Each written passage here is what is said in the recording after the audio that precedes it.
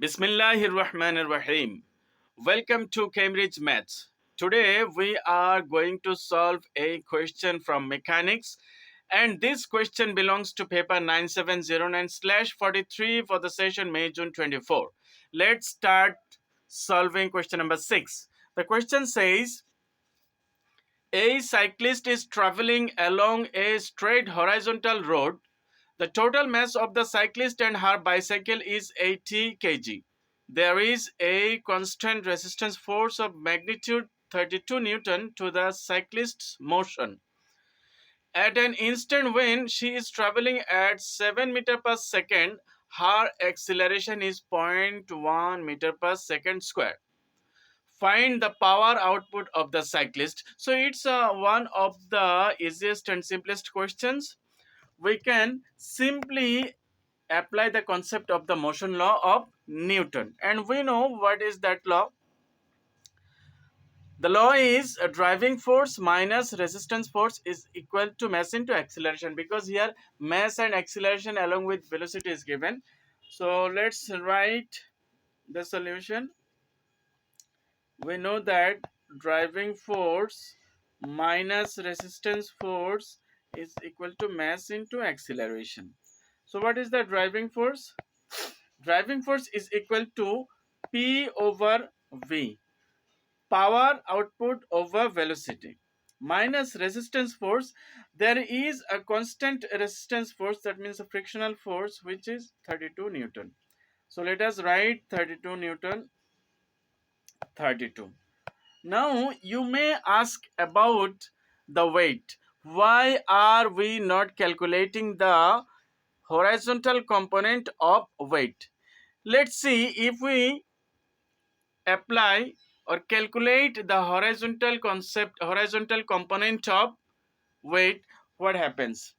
So minus or plus, whatever you tell, minus, if we suppose it to be resistance force, then horizontal component of any weight is mg sine theta. Now let's see what is the angle. As she is moving onward on the horizontal straight road, so angle is 0. Here angle is 0, so it is going to be sine 0 degree, equal to mass into acceleration. Mass is 80 kg.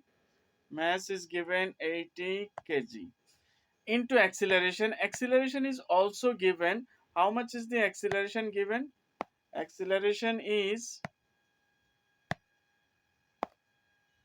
acceleration is 0.01, I think. 0.1. Acceleration is 0.1. Well, now power is to be obtained. So P over V, velocity is given. She was traveling at a speed of 7 meter per second. So that is 7 minus 32. Let's see what is the contribution of weight in this case. Look, sine 0 degree is 0. So if you multiply something by 0, it must be 0. That's why we usually don't calculate weight in case of traveling along the straight horizontal road. And I think you have understood that we are not ignoring it, itself gets 0, because angle is 0 degree on at any of the point of the horizontal straight road. So what have we learned from this point? That we don't ignore weight, the component of weight. Horizontal component of weight is mg sin theta, as the at any point of this horizontal straight road the angle is 0 degree. It's actually ultimately 0 degree. That's why it is not ignored, it is actually calculated. As it is 0, so adding or subtracting 0 to any quantity, it's all the same.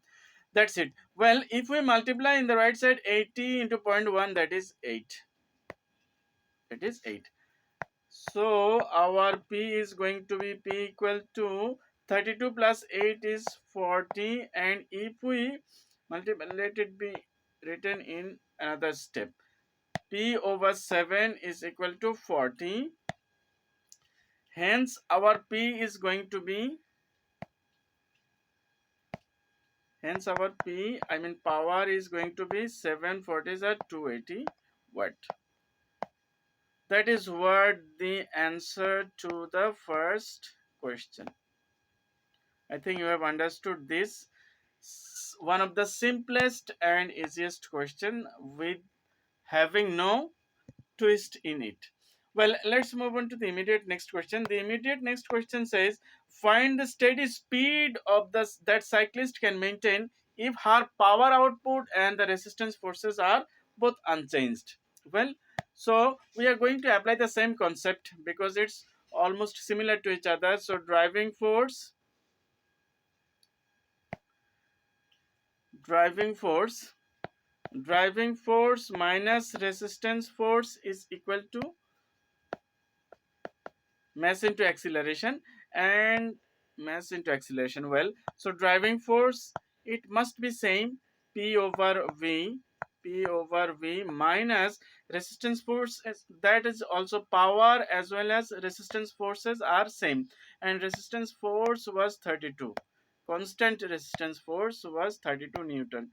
So we are going to apply 32 degree, I mean 32 Newton, 32 equal to, and you have understood that there is the horizontal component of weight is 0, so it is not needed to be written, equal to mass into acceleration. And look at this question, the speed is steady, that means there is a constant speed, that means there is no acceleration. So as their acceleration is 0, right side is going to be 0.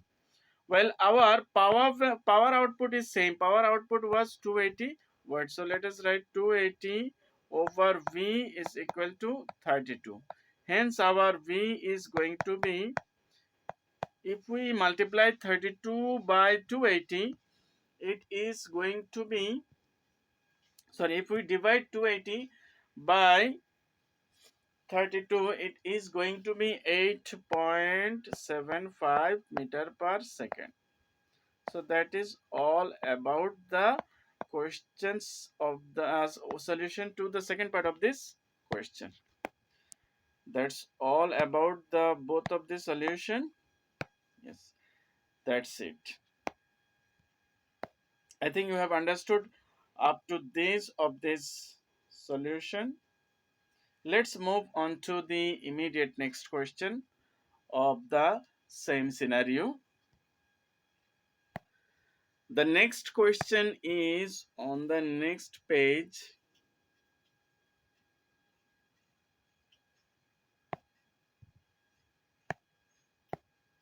Yes, this is, no, not this page. Then I think on the second page. Yes. Well, the question says, let me show you whole of the question at a time. Yes, this is what the question is. The question says, the cyclist later descends a straight hill of length 32.2 meter, inclined at an angle of sine inverse of 1 over 20 to the horizontal. Her power output is now 120 watt, and the resistance force now has a variable magnitude such that the work done against this force in descending the hill is 1128 joule. The time taken to descend the hill is 4 seconds. Given that the speed of the cyclist at the top of the hill is 0.75 meter per second, find her speed at the bottom of the hill. So first of all, we will have to pick up the concept of this solution. Actually, they have already suggested and disclosed the method. They have written here that the work done against the resistance force is given. Look, power is given as well as the resistance force has variable. Okay, work done against the force is 1128 joule. So indirectly they disclosed that use an energy work energy equation. So we are going to apply the work energy equation. So in work energy equation, the components we require are height, mass, acceleration due to gravity, height, initial and final velocity. So one after the other, let us collect all the supporting information. Before that, let me draw a diagram of the system. Let it be the diagram. Okay, we'll start from here. So yes, so she is descending down like this. Okay, then yes, here is, suppose she started from here, and this is weight acting on the cyclist, angle is theta. Well, then we have already discussed that h is one of the height is one of the component. So let us find the height. Okay, let me erase this unnecessary part. Yes. Well, then we will find, suppose this is the cyclist has already actually reached at the bottom, yet let us show over here. And the how much is the length of the, you know, hill? Length of the hill is 32.2. I'm going to show you where I have gone this. Well, then height is required. First of all, we should know height. Height is equal to, we know that this angle is theta.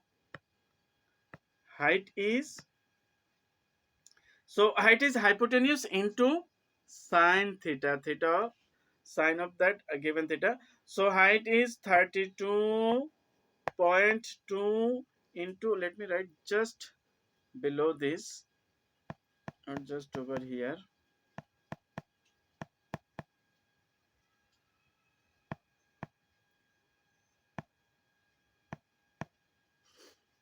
Let me draw here the angle. Angle is theta. Okay, and we are supposed to write height. Yes, height is equal to, you know, height is actually sine theta of this hypotenuse, means this leaning side 32, that means hill, leaning hill 32.2 into sine theta, and sine theta is equal to, already given, sine theta is 1 over 20.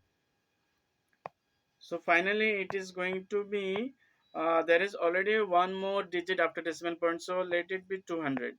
200 over 32 point, I mean 322. So this is our height, means final height.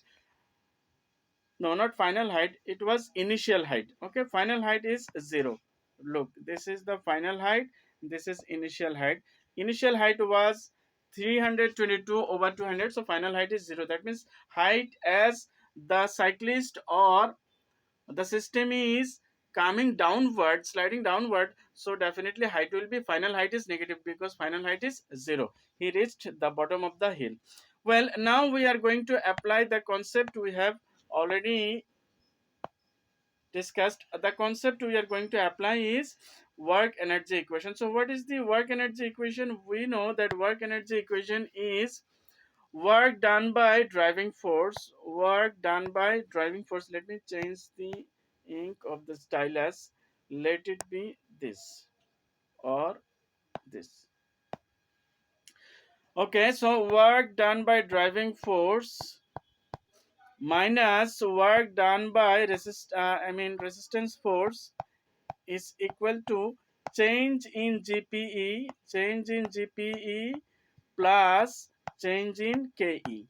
That means sum of the change in gravitational potential energy and kinetic energy. Well, now work done by driving force, we will have to find the total work done by driving force. So work done by driving force is, they have given here power. Look at this, power has been given and total time has also been given. So we can easily apply the formula of P into T. P into T is the work done by The product of power and time is actually work done by driving force minus work done by resistance force. That is also straight away given. Look at this, work done against the resistance force is 1128 joule equal to change in GPE. You know the formula is mgh plus change in kinetic energy, which is half mv square, half mv square. So if we substitute the values, we do have power is given. How much is the power? Let's see, power is given 120 watt, 120, and time is 4. So 120 into 4 minus 1128 is equal to mass of the cyclist is 80 kilos. So 80 into acceleration due to gravity is 10. Now height, we have already obtained height. Height is what? This is our height. How much is the height? This is our height. Okay, height is 322 over 200. But we must be careful about the direction here. Look at this, initial height was this, but the final height is at this stage. At this point it is 0 in term of the horizontal straight line, because he descended the hill. Okay, so this one is final height is 0, initial height is 322 over 200, and always we write the difference between the heights. So it must be negative because height is decreasing. When height is decreasing or something is sliding downward to the horizontal ground, then it is negative. So height has decreased, that's why it is negative symbol. How much is this? 322, 322 over 200, 200. Well, after that, plus half mb square, plus half m is mass is 80 kg, and v square. Here also v square means final velocity minus initial velocity. Let us see what was the initial velocity. Initial velocity was, it was given as, look at this, at the top of the hill initial velocity was 7.5. So remember, height is also difference between the final and initial heights. Velocity is also actually difference between the initial and final velocity. So final velocity minus final velocity is v square to be obtained, and initial velocity is 7.5 square, 7.5 square. So I think there is no scope of confusion that in height always we find the difference between the final height minus initial height, and in case of velocity also final velocity minus initial velocity, square of final velocity minus initial velocity. Now if we calculate, it is getting shorter in size. So 1 to then 120 into 4 is 480. 480 minus 1128 equal to, if we dissolve the zeros, and 2 fours are 8, so 4 into 328, 22, so 4 threes are 12, it is going to be minus 1288 plus, if we divide this 80 by 2, it is going to be 40. So 40 v square, 40 v square minus 40 into 7.5 square, 40 into 7.5 square. Well, then if we make a v square as subject, what is it going to be? It is going to be 480 plus 1288. So how much is it going to be? Let it be written first. 480 plus 1288. So 1600. No, let it be written first. Later on we will calculate together. 1128 plus 1288 plus 40 into 7.5 squared equal to 40 b square. So we are isolating v square because finally we require v square, 40 v square. So v is going to be, now v is equal to square root over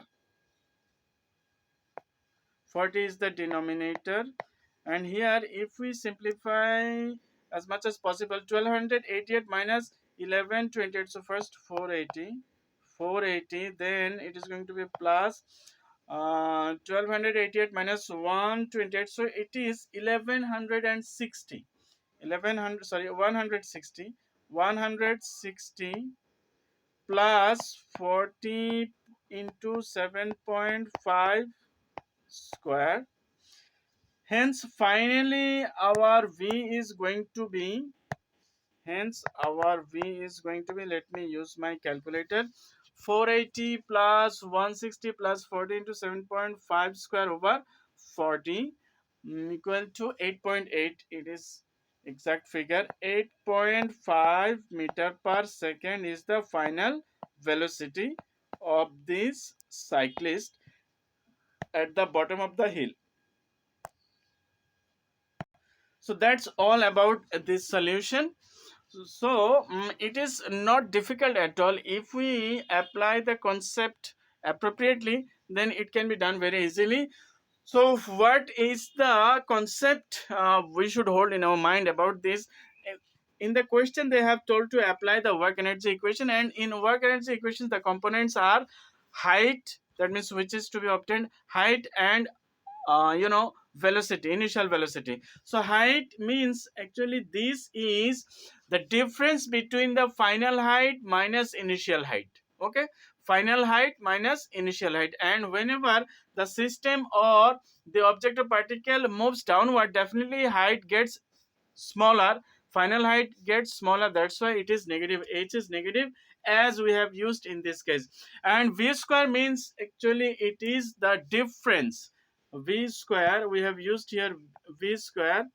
V square is actually difference between the final velocity, square of final velocity minus square of initial velocity. So we should not get it ignored. It must be kept in mind that height is actually final height minus initial height, and velocity is also square of final velocity minus initial velocity. Otherwise all the information are available, we have just put them in the right place. And work done by driving force is power into time, p into d. Pt is actually work done by driving force. And if the system of particle moves down, then final height gets smaller or shorter in terms of, because our reference frame is horizontal, ground is the our reference frame in case of height. So that's all about the solution to question number 6. Let me show you the solution to first two questions once again. So this is A as well as B, whereas this is the solution number C. So thank you all for being with me. May Allah bless you with the beneficial knowledge in all respects of life, as well as may Allah bless you and keep you with dignity and peace in hereafter. Fi amanillah.